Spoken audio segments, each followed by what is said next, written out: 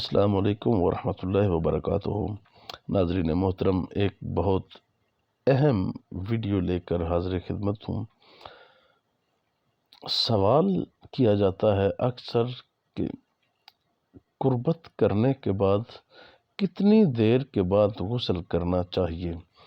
جب میاں بیوی قربت کرتے ہیں تو اس کے بعد غسل کا تعین بالکل مقرر نہیں کیا گیا۔ بہتر یہ ہے کہ نماز فجر سے پہلے غسل کر لینا چاہیے تاکہ آپ نماز فجر ادا کر سکیں۔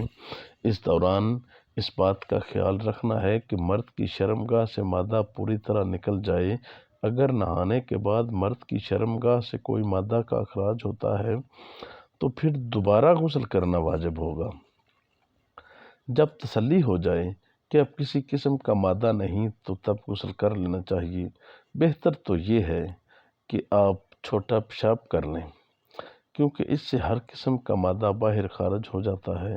جب میاں بیوی دونوں کے لیے ضروری قربت کے بعد کچھ دیر ٹھہرنے کے بعد پیشاب کرنے تک ہر قسم کا مادہ بیوی کی شرمگاہ میں حمل ٹھہرنے کے لیے مرد نے اندر خارج کیا، اس کے اندر جانے کا وقفہ دیا جائے۔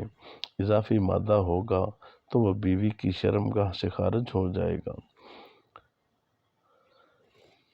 اور جو بچا کھچا ہے اور بیوی کی شرمگاہ سے بھی خارج ہو جائے گا، تاکہ غسل کے بعد ایسا کوئی معاملہ نہ ہو۔ اگر ایسا معاملہ ہو گیا تو پھر دوبارہ غسل کرنا پڑے گا۔